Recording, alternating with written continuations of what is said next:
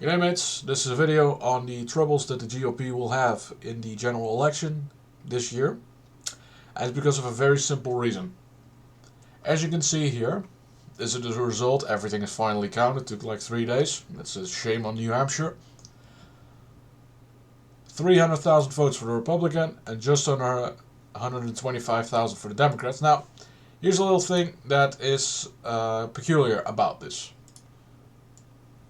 I went ahead and did the same analysis for the past, 6 presidential elections, so everyone this century. And here we have the following. During the primary in 2000, which was contested for both parties, kind of. I mean, can you count if the vice president runs?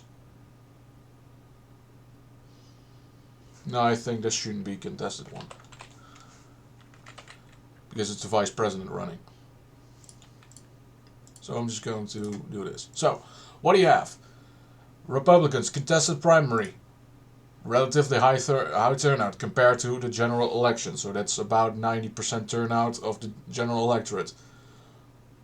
Then 2008.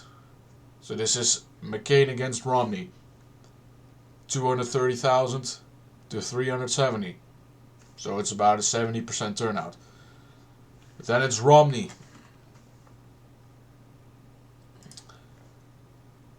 Again, about a 75% turnout. Trump. 80% turnout. Trump re-election. It slips. Drops by about half. And then now we have a doubling of the electorate for the Republicans. Now, what you see is, in a contested primary, there are a lot of more voters coming up than in a non-contested one. Easy decision, right? For the Democrats, same thing happens. So you have Gore, vice president, kinda but not really contested election. Then you have 2004, which is contested. 2008, no incumbent president, so you have a contested election. Obama re-election, drops again by about 80% turnout. Then you have 2016, 2020, and now with Biden as an incumbent, you have a non-contested election, of course. What do you have as a result? Here's the turnout differential. So Bush re-election was about a 70% turnout dip. Then it tripled. Almost. No, I think at least tripled. Almost quadrupled. Then in 2012, tiny bit of an increase. 2016, slightly bigger increase. So what you see here is the increase of the Republican electorate. So it's either children of Republican voters becoming adults, being part of the eligible population, or it's independents identifying as Republicans. Then with Trump's re-election, it dips about half. Now it doubled. Same goes here. In the case of 2016, from Obama to Clinton, you see a drop of 80%, and then quadrupling the number of people. And then here's the turnout of the general election and the vote shares of each, but that's not really important. What I want to show you here is that the increase in turnout from 2016 to now, a part of it is Republicans. That would be about 100,000 people. The rest of the turnout is strictly due to Democrats voting in the Republican primary. And I'll show you. So we have Chris Christie, and this is in October previous year. That's a little of an issue if you live in two different worlds, I suppose. Essentially saying, hey, you have until October 6th to change party registration so you can vote in the Republican primary for Democrats. So they are actively campaigning for Democrats to vote in the Republican primary. Now, it's not just Christie that did this. It's also Haley that did this. And what we can see here in the exit polling, I'll just scroll down a little bit, so you have a bunch of polls that don't really matter a lot. But the one that's important is a little bit lower, and that's here. Independents, so this means non-Republicans voting in the election. 16% in Iowa. Now, that's about normal. 45 in New Hampshire. Now this isn't officially identifying as Democrats, because if you do that polling, I think Steve Kornacki did that, he showed that the Republican electorate for the primary was minority Republican. About 47% of all the voters were Republicans. About 8% Democrats, 45% independents. That means that all these Democrat voters, if they were going for Nikki Haley, 90% of them, 99% of them. I already showed you this in the exit or the polling from St. Anselm did that. And a bunch of others. I'll just I'll open that spreadsheet as well. So GOP primaries. Polls performance. Okay, so we had New Hampshire. They had 13% of their electorate in their poll registered Democrat, of which 90% voted for Nikki Haley. The Washington Post had about 10% registered Democrats. St. Anselm had about 10% registered Democrats. So what you have is an electorate that is rigged in favor of the establishment.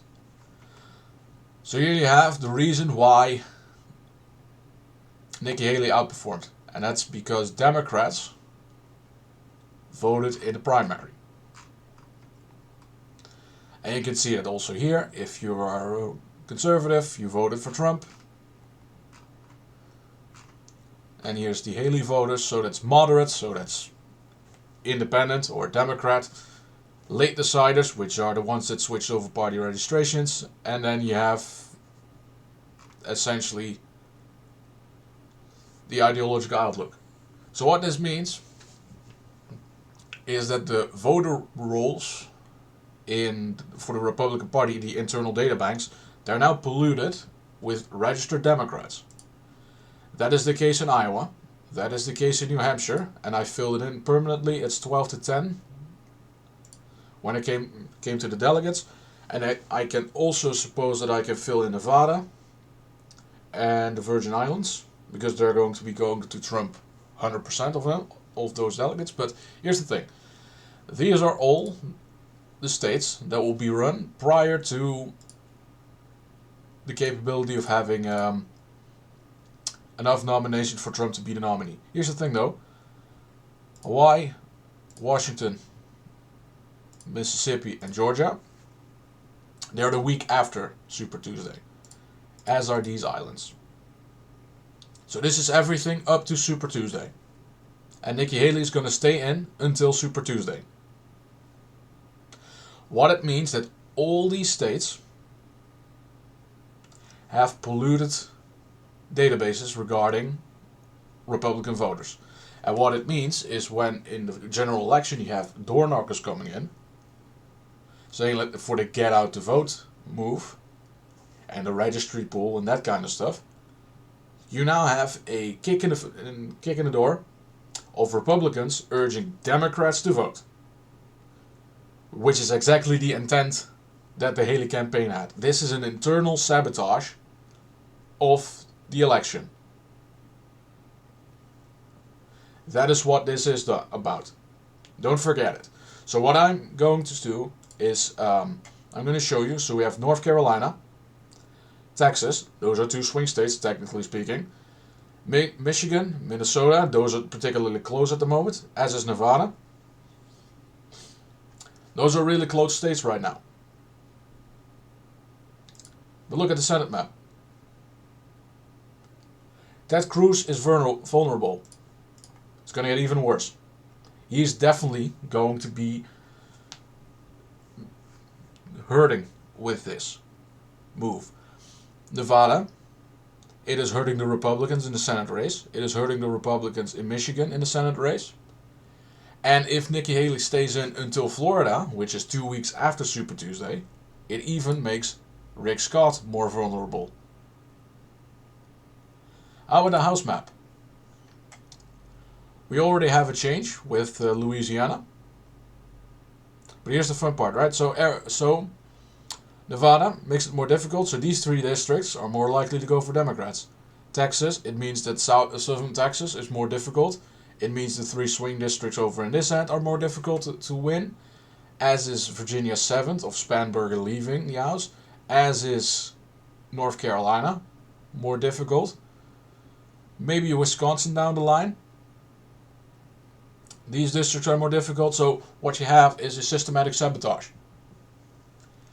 And with this, it is possible that you're going to get a Democrat majority in the House, a Democrat majority in the Senate, and Trump may just stumble over the finishing line.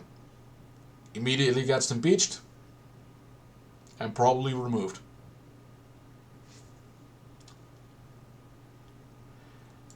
And there are a lot of states that have open primaries. Utah is an example of that. There are also states that have mixed primaries, mixed modification. For an example, in Michigan, you have the primary, which is an open primary. There's a reason why the Democratic Party did that. And then there is a closed caucus. So the difference between that is, in a closed system, you have only those that are a registered member of your party can vote in it.